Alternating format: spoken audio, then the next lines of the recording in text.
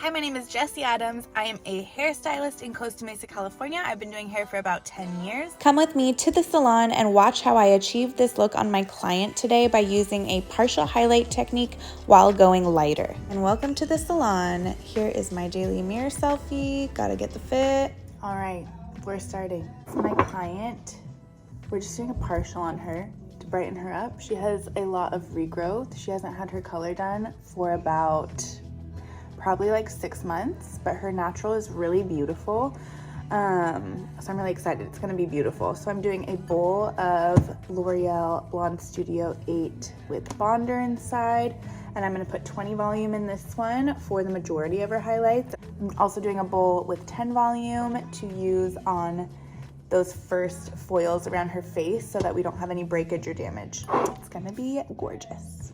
I am going in with a traditional partial highlight placement, but I am going to be utilizing micro slices for pretty much the entire head. If you have a client with a lot of regrowth, a micro slice is going to be the best way to really fill in all that dark space.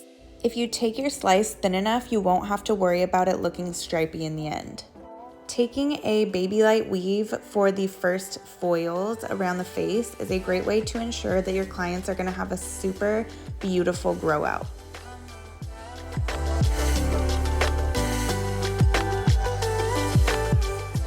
Here you can see I'm starting to move up the side of the head, and I'm kind of pivoting my foil a little bit to eventually become horizontal against that back section.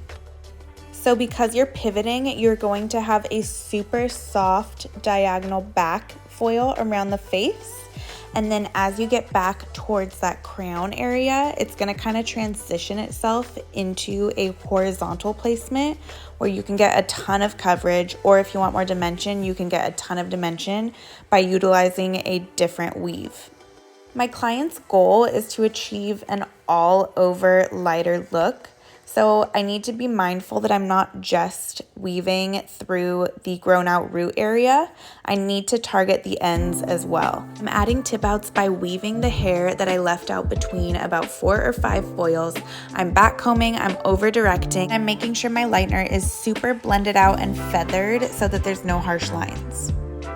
Moving on to her money piece, I start with a baby light, and then directly off of that baby light, I do a micro slice, and then directly off of that micro slice, I do another baby light. So try that for your money piece. It gives you that solid blonde feel for the face frame, but it grows out seamlessly because of those baby lights.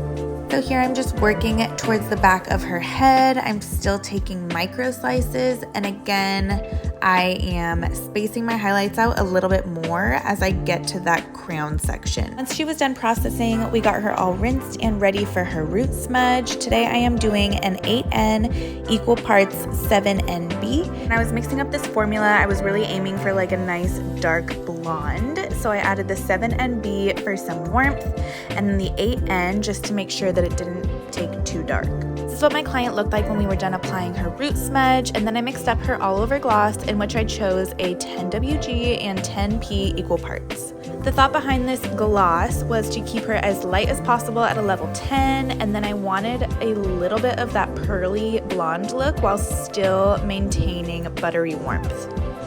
Look at it. Wow! It's so good. Then we gave her a healthy trim, trimmed up all of her layers, trimmed up her curtain bangs so that they can grow out nicely. And we got her all styled. I used the 1 1/4 inch Babyliss curling iron. It's my absolute favorite hot tool to use. And then we finished her off with some Orbe texture spray, and she was all done. My client's reaction is everything. She looks so good. This is the #1 reason why I love my job. Thank you so much for watching. I am so in love with how this transformation turned out. I hope you learned something today. If you enjoyed this video, feel free to like and subscribe. I will see you on the next How I Approach video. Thank you for watching.